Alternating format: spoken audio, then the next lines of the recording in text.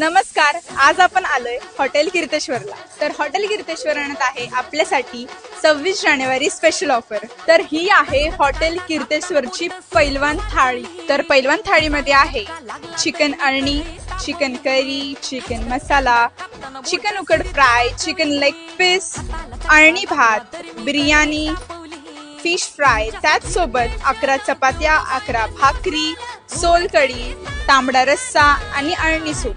तर ही ऑफर आहे 2 जणांसाठी. जो ही थाळी 25 मिनिटांमध्ये संपेल त्याला आहे 7,777 रुपयाचं बक्षीस. तर मग वाट कसली बघताय? लवकरात लवकर शेअर करा ही रील आपल्या मित्रांना आणि या हॉटेल कीर्तेश्वर.